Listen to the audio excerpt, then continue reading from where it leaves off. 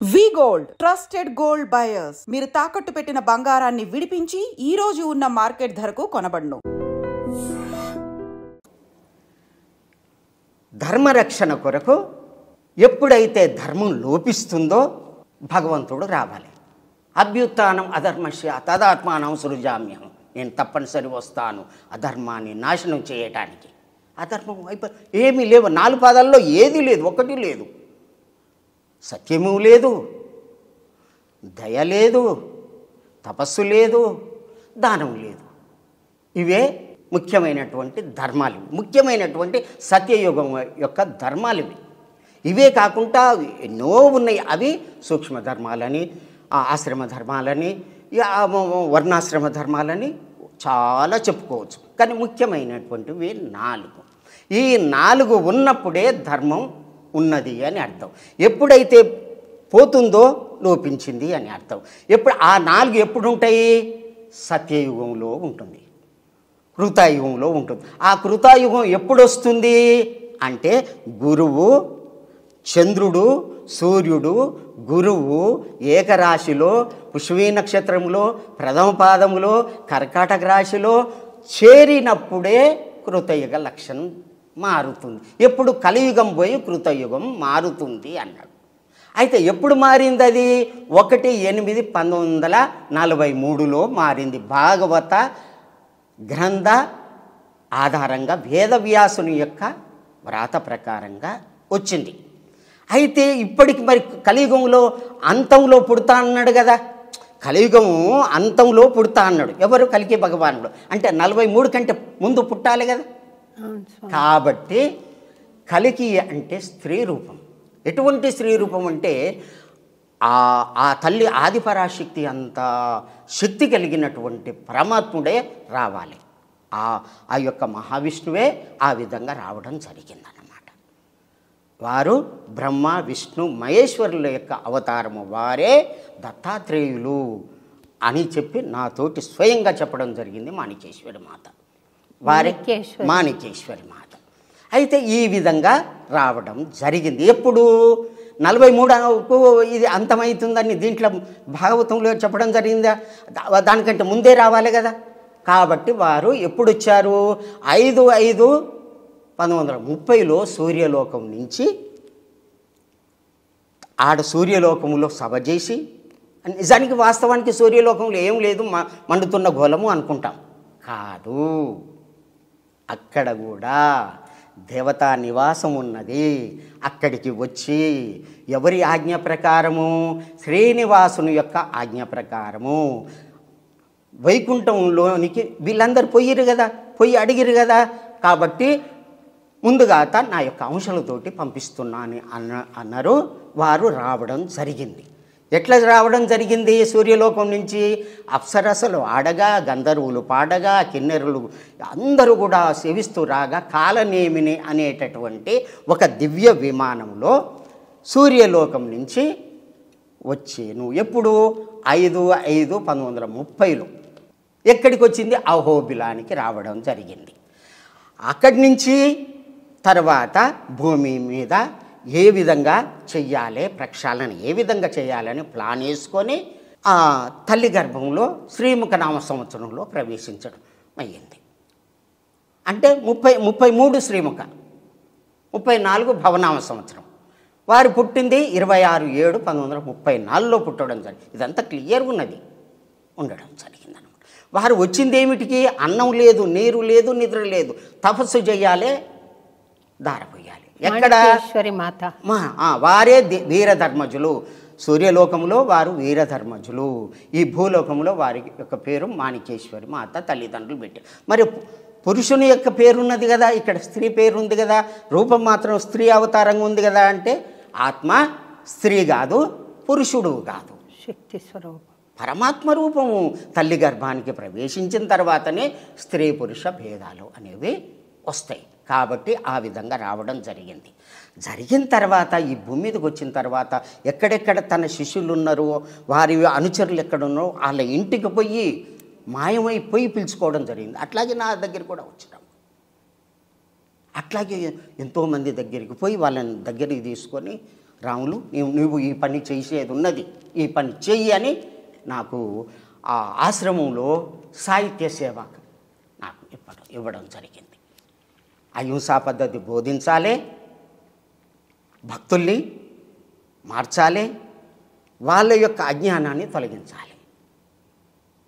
భాగవతం చెప్పడం, కాలజ్ఞానం చెప్పడం, భగవద్గీత శ్లోకాలు చెప్పి చదివి వినిపించడం 30 సంవత్సరాలు ఆ విధంగా చేసి ఉంటుంది. ప్రచారం చేయడం, అహింస ప్రచారం.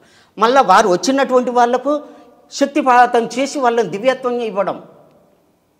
అట్లా అమ్మను చూసి శక్తిపాతం కలిగి వాళ్ళకి ఏమీ తెలియదు, వాళ్ళంతా పిచ్చోళ్ళలాగా తిరిగారు. అంత వాళ్ళు యోగులు, ఎంతమంది యోగులు, ఎంతోమందికి అమ్మ అన్నం లేదంటే అన్నం పెట్టించారు. అక్కడ అది ఎటువంటి ప్రాంతం అంటే కర్ణాటక ఆంధ్ర మధ్య భాగంలో కనీసం అక్షర అభ్యాసం కూడా తెలియనటువంటి వాళ్ళు, ఓం నమ శివాయ అనేటటువంటి మంత్రం కూడా అనరానటువంటి వాళ్ళు అక్కడ ఆ ప్రాంతంలో ఉన్నారు. అటువంటి వాళ్లకు బసవేశ్వరుని యొక్క గుడి కట్టించి ఓం నమ శివాయ అని అనిపించి, అంతకుముందు మాంసం తిన్నటువంటి నాలుక లావైతుంది అనరాదు, అటువంటి వాళ్ళకు ఇది తప్పు నాయన అని చెప్పి రోగాలు నొప్పులు అవన్నీ తగ్గించి అన్నం పెట్టి అన్నదానం చేసి వాళ్ళని భక్తులుగా మార్చింది. లక్షల మందిని, కోట్ల మంది విదేశాల నుంచి కూడా వచ్చారు. అమ్మ ఎక్కడంటే అక్కడ కనిపిస్తుంది, ఈడ ఉంటుంది, ఇంకా వేరే దిక్కులో ఉంటుంది, ఎక్కడనైనా తిరుగుతుంది. ఇక్కడ అమ్మ ఇక్కడ ఉండి మాట్లాడితే మా గృహంలో నల్లగొండలో రాములు రా అంటే వచ్చేది, ఈడ ఉండి పిలిస్తే ఆడ నాకు వినబడితే ఈడికి వచ్చేది. చూడు, అటువంటి గురువు నాకు ఏడ దొరకాలమ్మా, అటువంటి తల్లి నాకు ఏడ దొరకాలి. అయితే నేను పుట్టినప్పటి నుంచే నాకు యోగ జ్ఞానం ఉన్నది. 4 సంవత్సరాలకి ఆత్మజ్ఞానం దివ్య పురుషులు కలిగించడం జరిగింది. ఆ స్థితితోటి నేను సంస్కృతం తెలుగు పండితునిగా చదువుకొని నేను వేదం చదువుకోవాలి, శాస్త్రం చదువుకోవాలి, భగవంతుని దారిలో నడవాలని చిన్నప్పటి నుంచి ఉండేది. ఆ విధంగా ఇదయ్యి 1966-67లో ముమ్మడివరం పోయి వారిని దర్శించుకొని, నా గురువు నీవైతే స్వీకరించు స్వామి, లేకుంటే నా గురువు ఎవరో నాకు దొరికేటట్టు చేయమని వారిని ప్రార్థించడం వల్ల వారి యొక్క శ్వాసని నా మీద ఊదడం జరిగింది. అదే ఆశీర్వాదం. అప్పటి నుండి మళ్ళీ శ్వాసను అంటే ఎవరు స్వామి? బాలయోగి, శివ బాలయోగి. బాలయోగి ఆ విధంగా చేయని తర్వాత 78లో అమ్మ 1975లో యానగందులో మాయమయ్యి శ్రీశైలం పోయి అక్కడ 3 సంవత్సరాలుండి తపస్సు చేసి శివునితోటి మాట్లాడి, ఎట్లా మాట్లాడిందంటే ఇప్పుడు బ్రహ్మరంభ గుడి ఉన్నది కదా, ఆ గుడిలో ఇక్కడ ఇటు ఈశాన్యమూల నుంచి చిన్న రంధ్రం ఉంది. సూక్ష్మ రూపంతో లోపలికి పోతూ ఉంటే అక్కడ దేవతా పోలీసులు ఉన్నారట. వాళ్ళు అడ్డగించిరట, శివుడు తపస్సు చేస్తున్నాడు, లోపల కొలను ఉంది, తపస్సు చేస్తుండు, మీరు పోరాదంటే నేను కూడా తపస్సు చేస్తాను, వారిని కలిసి మాట్లాడతానంటే ఆజ్ఞ తీసుకొని వస్తే అప్పుడు తీసుకుపోతే నాగేంద్రుడు ఉన్నాడట, పోలీసులు ఉన్నారట, దేవతా పోలీసులు. అమ్మ చెప్తుంటే నేను ఎక్కడ ఏ శాస్త్రం రాసలేదు. పోయిన తర్వాత 45 నిమిషాలు మాట్లాడిండు. ఏమని? ఈ యొక్క భూమండలాన్ని ఎట్లా ఈ విధంగా చెయ్యాలి, పాపాత్ములు ఏ విధంగా దూరంగా చేయాలి, తల్లి ప్రేమతోటి చెయ్యాలి, చిన్నగా ముద్దలు తినిపిస్తూ పిల్లలకి ఏ విధంగా ప్రేమను అందిస్తూ బోధిస్తారో అట్లా ఆ అమ్మ నేర్పడం జరిగింది. చంపడం కాదు ముఖ్యం, చంపితే ఈ గొంతు పోతుంది, ఆత్మ ఎట్లయితుంది, మనసు ఎట్లా మారుతుంది. కాబట్టి ఆ విధంగా ఆ అవతారం రావడం జరిగింది. శివుని యొక్క ఆజ్ఞ చేత అమ్మ మళ్ళీ రావడం జరిగింది. నాకు శ్రీశైలంలో అది కరీంనగర్లో దర్శనం ఇచ్చింది. అమ్మ యొక్క అనంతమైనటువంటి రూపాన్ని మొదటిసారి నేను చూశాను, మొదటిసారి విశ్వరూపాన్ని చూశాను. ఆహా, ఇటువంటి పరమాత్మ నాకు దొరకడని చెప్పి అమ్మని వదిలిపెట్టలేదు, నన్ను కూడా అమ్మ వదిలిపెట్టలేదు. తర్వాత ఈ కాలజ్ఞానం ఎట్లా అంటే నేను పైసలు పంపలేదు, ఏది లేదు, నా ఇంటికి వచ్చింది. అప్పటి నుంచి దాంట్లో కాలజ్ఞానం తీసి, స్వామి నీ దయ ఉంటే నా గురించి ఏముందో చెప్పు స్వామి అని ఇట్లా తీసి ఇట్లా ఎలిపెట్టాను. నువ్వు చూడు, నువ్వు అడిగేది చూడు, నీవు ధర్మాత్మునివి, నేను అనంతుడను, ఇది వ్రాయవలసి ఉన్నది అని అట్లాగే రాసింది. అదేంది మాయ. ఆహా అంటే ఇది వదిలిపెట్టొద్దని 7 సంవత్సరాలు సాధన చేసి ఆ విధంగా చేసి అమ్మ దగ్గరికి పోయి, అమ్మ ఇట్లా ఉంది ఇట్లా ఉందంటే, అది నాయన బ్రహ్మంగారి యొక్క శక్తి మొత్తం నింపిండు. ఆ కాలజ్ఞానం 4 వేదాల యొక్క సారం అంతా దాంట్లో ఉంది. ఇది మూలము, ఇది ప్రణవ వేదము అంటారు, దీన్నే సాంద్ర సింధు వేదము అంటారు. ఇది సాధ్యం కాదు, భగవంతుని యొక్క దయ వల్లనే ఇది సాధ్యమవుతుంది అని అమ్మగారు చెప్పారు. అప్పుడు నన్ను పరీక్షించి ఇది శక్తి ఇచ్చి అమ్మ 5 మామిడి పండ్లు ఇచ్చింది నాకు ఈ శక్తిపాతం చేయడం. అవి మొయ్యలేకపోయినా, ఒక్కొక్కటి కిలో ఉంటుంది. కానీ నేను తీసుకున్న తర్వాత ఒక్కొక్కటి 10 కిలోలు. వారి యొక్క ఇది ఒకసారి నాకు దర్శనమిచ్చారు కదా, కాళీమాతగా దర్శనమిచ్చారు, అదురుకొని పోయినమ్మ భయంకరమైన రూపంతో, అమ్మ చూడలేను అని చెప్పి భయంకరంగా పారిపోయినా. ఆ విధంగా శక్తివంతులైనటువంటి పరమాత్ముని యొక్క స్థితే కలికి రూపమై 1934లో జన్మించి భక్తులను ఉద్ధరణ చేసి రక్షించారు. ఇప్పుడు లింగంలో కూర్చున్నారు. ఎప్పుడు 43లో ముందు ఉండాలి కాబట్టి మీరు 43 ముందుకు వచ్చారు. మళ్ళీ తర్వాత ఇప్పుడు 12/8/2026కు మళ్ళీ వస్తుంది. ఏంటిది? అదే ముహూర్తం. ఏది అంటే కృతయుగ, కలియుగం పోయింది, కృతయుగం వచ్చిందని మళ్ళీ వస్తుంది. 2026కు వస్తుంది. అంటే ఇప్పుడు ఎందుకు ఇచ్చిండు? అప్పుడేమో స్త్రీ రూపంలో భగవంతుడు వచ్చిండు. ఆ విధంగా తల్లి ప్రేమను చూపెట్టిండు. భూమి మీద తన ప్రేమను చూపెట్టి ధర్మ సంస్థాపన కొరకు అహింసా పద్ధతిని బోధించు. అమ్మ చిన్న మాటలతోటి ఎట్లా నాయన, అది ఎంత తప్పది? ఒక జీవినికి వస్తే మాంసహ అత్తి మాంసం. మాంసం అనే పదానికి అర్థమైంది మాం నన్ను, సహ అది, అత్తి తింటుంది. నీవు అది తింటే అది నిన్ను తింటుంది. అంటే నీ రూపం దానికి పోతుంది, దాని రూపం నీకు దోస్తుంటే నీకు పాపం వస్తుందని, పుణ్యం వస్తుందని అర్థం. శీర్షతే ఇది శరీర. శరీరం అని ఎందుకంటావు? ఎన్నాళ్ళున్నా కానీ ఈ శరీరం శిథిలం అయ్యేదిరా నాయన అని పెద్దలు పెట్టారు. దహ్యతే ఇది దేయ. అబ్బా ఎంత బాగుంది ఈ దేహం అని చెప్పి సబ్బులు పెడతాం, పౌడర్ పెడతాం, ఎన్నో చేస్తాము. అటువంటి శరీరాన్ని ఎందుకు ప్రేమిస్తావురా? అది ఎన్నాళ్ళున్నా కానీ కట్టెల్లా పడి కాలిపోయేదే. ఆత్మని ప్రేమించు, ఆత్మస్థితిని పొందు అని పెద్దలు పెట్టారు.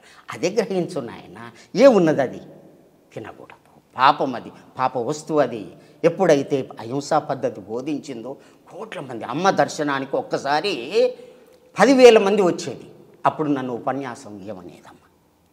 అట్లా మా రాములు అని చెప్పేది. అంత ప్రేమగా చూస్తే నా తల్లి ఆ విధంగా చేసి, నేను ఎందుకు పనికిరాని, ఇది నా చదివెంత, నేనెంత, నా పాండిత్యం ఎంత, అటువంటి వాడిని తీసుకొని జ్ఞానం నేర్పి, యోగం నేర్పి, సాధన నేర్పి ఇంత తన పాదాల దగ్గర నిలుపుకొని ఆ విధంగా చేసినటువంటి తల్లిని ఆ కలికి రూపాన్ని వర్ణించడం సాధ్యం కాదు. శతకాలు రాశాను, చరిత్ర రాశాను, ఎన్నో రాశాను ఆ తల్లిని. ఆ విధంగా వచ్చినట్టు రూపమే కలికి అవతారం వీరధర్మజ మాత. మళ్ళీ ఇప్పుడు వస్తున్నటువంటి ఇది ఎవరు అంటే 2026కు ముందు పుట్టి ఉండాలి. ఇప్పుడు ఏమొస్తుంది? కృతయుగం, కలియుగం పోయి కృతయుగం వచ్చిందని అదే శ్లోకం వర్తిస్తుంది మళ్ళీ. అంటే అప్పుడేమో మొదటిసారి ఒక రూపం వచ్చారు, రెండోసారి ప్రక్షాళన చేయటానికి సమానమే అయినకుంటే సామభేద దండోపాయాలు. ముందుగా సామంతో నాయన వద్దురా అని చెప్పిండ్రు, భేదం చేసి చెప్పిండ్రు. ఇప్పుడు దండోపాయం కొట్టడమే. అందుకనే నష్టం జరుగుతుంది. 1901 వరకే కలియుగం 5,000 అయ్యింది. విక్రమార్కుని శకం వరకు 3,000 అయ్యింది. విక్రమార్కుని వరకే కొద్దిగా ధర్మం నిలిచింది. అటు నుంచి పూర్తి 2,000 సంవత్సరాలు మొత్తం అధర్మమే ఉంది. మహమ్మదీయుల పాలన, ఆంగ్లేయుల పాలన అంతా వాడిని వీడు చంపుకోడు, హిందువుల యొక్క ధర్మం అంతా నాశనం. కనీసం యజ్ఞాలు చేయనేలేదు, జుట్టు పెంచుకొని ఇవ్వలేదు, జిజియా పని అని వేసారు. ఈ విధంగా ఉన్నటువంటి బ్రహ్మరాంబ దాంట్లో రాస్తాడు, ఆ తల్లికి కట్టినటువంటి బట్టలకు చెదలు పట్టింది పూజలే కాంచి. అటువంటి ఇదిలో ఊరూరు తిరిగి ఎక్కడ కడప నవాబు దగ్గరికి పోయి మహిమలు చూపెట్టి ఆయనను శిష్యుని చేసుకుంటాం. గోల్కొండ నవాబు దగ్గరికి పోయి ఆయనను శిష్యుని చేసుకుంటాం. నీళ్లు పోసి దీపాలు వెలిగించి ఆయన అమ్మగారు కూడా దీపాలు పెట్టి దీపాలలో నూనె వేయకుండా నీళ్లు పోసి దీపాలు వెలిగించారు. అటువంటి శక్తివంతం. మరి బ్రహ్మంగారు ఎటువంటి వాడు? సచ్చినటువంటి వాళ్ళని బతికించిండు. ఇంకా సీసం తాగిది కరిగించి తాగిండు. కుక్క యొక్క మాంసాన్ని పండ్లుగా మార్చిండు. బ్రహ్మరాక్షసికి శాపం విమోచనం చేశాడు. గ్రామదేవతని పోలేరమ్మ తోటి పిలిస్తే పోలేరి రా అనగానే ఆ తల్లి వచ్చింది. స్వామి ఏం కావాలి? నిప్పు తీసుకురా. అందరూ నిప్పు తీసుకొచ్చి చూపెడుతుంటే గజగజ వనుకుంటా పారిపోయారు. అటువంటి శక్తివంతుడు రాసినటువంటిది ఈ కాలజ్ఞానం. మరి ఈ తల్లి ఎవరు? తానే నేను, నేనే తాను. ఆ శక్తితోటి, అదే శక్తితోటి యానగుందిలో జన్మశవ్యం భక్తిపదం ప్రదోష తీర్థం ప్రయాగమాదం ఆనగుంది. యానగుందిలో వీరు జన్మ ఉంటారు. అక్కడ ఏం చేస్తారు? ఎర్రటి బొట్టు పెడతారు. అందరూ పెడతారు కదా, అట్లా కాదు. విభూతి ధరిస్తారు. అందరూ ధరిస్తారు కదా. ఎట్లా గుర్తుపట్టాలి? మామి మూమేమక ఆ నక్షత్ర ఆ యొక్క దాంట్లో వారి యొక్క పేరు ఉంటుంది. తల్లిదండ్రులు పెట్టినటువంటి పేరు మాణికేశ్వరి మాత. వారు ఏం చేస్తారు? వషట్కారం యజ్ఞాలు చేస్తారు. వారు ఏం చెప్తారు? అక్షరం ప్రోక్తం. ఏ అక్షరము నాశనం లేనటువంటి దాన్ని ఆత్మస్వరూపాన్ని బోధిస్తారు. ఓం నమ శివాయ అని మంత్రాన్ని చెప్తారు. ఆ విధంగా చేసే భక్తుల్ని ఉద్ధరణ చేస్తారు. ఈ విధంగా ఎన్ని రాశి ఉన్నాయో. వారే దక్షిణ భారతదేశంలో వెలిసినటువంటి భగవంతుని యొక్క పీఠం ఇది అని చెప్పి రాసి ఉన్నది. ఆ విధంగా ఉత్తమ స్థితిలో వచ్చినటువంటి వారు లింగంలోని అమ్మ పోయేటప్పుడు ఇట్లా శరీరం పట్టుకున్నాం. అమ్మ శరీరం వదిలిపెట్టింటే ఎప్పుడు అంటే 7/3/2000 నాడు వారు పూర్ణస్థితిలో ఇదైండ్రు. అయితే 3 రోజులు అక్కడనే ఉంచారు. 3వ నాడు తీస్తే కింద ఇట్లా పట్టుకుంటే ఎన్నుకుంటే కాలుతున్నారు. అంటే శరీరం వదిలిపెట్టలే అమ్మ. లింగంలో కూర్చోబెట్టి స్థాపన చేసిన కానీ యోగ మాయది అమ్మది. ఇంకా ఎప్పటిదాకా ఉంటా అన్నారు అంటే 34 దాకా ఉంటా అన్నారు. నేను మళ్ళీ వచ్చి దర్శనం ఇస్తాను. 34 వరకు వాళ్ళు నేను పటపట ధ్వనులతోటి భేదించి వస్తాను. ఒకసారి పరీక్ష చేశారు. ఏమని చేశారంటే 12 పంచకాలు 2 మీద ప్రకాశార్థం. అంటే వారి 20వ ఏట 70 రోజులు ఆ గదిలో ఉండి అక్కడ త్రిశూలం పెట్టుకొని పండ్లు పెట్టి కొబ్బరికాయ కొట్టి మళ్ళీ గదిని మొత్తం మూసిరు. గాలి లేదు, వెలుతురు లేదు, కిటికీలు లేవు, ఏవి లేవు, మూసిరు. అది గవర్నమెంట్ ఒప్పుకోదంటే వేరే ఆ ఊరి పటేలు ఒప్పుకున్నాడు. అమ్మకి ఏమన్నా అయితే నేను నా యొక్క జాయిగా తెస్తాను. తర్వాత 71వ రోజున ఆ గది తానంతట అది పలిగి బీటలు వారి అమ్మ బయటికి రావడం జరిగింది. అప్పటి నుంచి హైదరాబాద్ సంస్థానంలో ఉన్నటువంటి వాళ్ళందరూ గుర్తించి అమ్మ అని కాలు మొక్కిరు. అంతకుముందు ఎవ్వరు ఆ స్త్రీ రూపంలో ఉన్నటువంటి కష్టాలు ఎన్ని ఉంటాయి, చాలా కష్టం. అందులో పేద స్థితిలో ఉన్నటువంటి ఇంటిలో పుట్టింది. అప్పుడు అమ్మ అని కాలు మొక్కారు. ఆ ఊరి పటేలు ఎన్నో విధాల అమ్మను పరీక్ష చేసిండు. పాలిస్తే రక్తంగా మారినాయి. హుమ్నాబాదు మాణిక్య ప్రభు యొక్క చెల్లెలు కొడుకు అప్పసాహ్ మహారాజు ఆడికొచ్చి ఆ ఆశ్రమం నడవటానికి నారాయణపేటకు వస్తే యజ్ఞాలు చేసి ఇదే ఉంటే రామరెడ్డి ఇక్కడికి ఒక మహాశక్తివంతమైనటువంటి పరమాత్ముడు ఇక్కడికి వస్తున్నాడు నాయన, వారిని మీరు చూసుకోవాలని చెప్తే 6 నెలలకే అమ్మ రావడం జరిగింది. 50లో అమ్మ అక్కడికి రావడం జరిగింది. 1950లో ఆ గుట్ట మీదకి రావడం జరిగింది. తర్వాత శివాలయం కట్టడానికి కింది నుంచి గుట్ట మీదకి మొయ్యటానికి బిందె ఎత్తుకొని పోతూ ఉంటే బిందె కింద నింపి పెడితే బిందె మాయమై పైన ఉండేది. వారు అనుష్ఠానంలో కూర్చుంటే గంటలు అవే గనగన మోగేది. పుష్ప వర్షాలు కురిసేవి. నా కన్నులార చూశాను. ఎవరు? అమ్మ చెప్తుంటే శివునితోటి ఈ విధంగా మాట్లాడిన నాయన 45 నిమిషాలు మాట్లాడిండు. అక్కడి నుంచి వెళ్ళి నేను హిమాలయకి వెళ్ళిపోతున్నాను అని చెప్పిండు అని ఇంకా కొన్ని విషయాలు దాచిందమ్మ. అంటే ఈ ప్రాంతం నువ్వు చూసుకో. శివుడు మళ్ళీ అక్కడికి వెళ్ళిపోయిండని చెప్పాడు.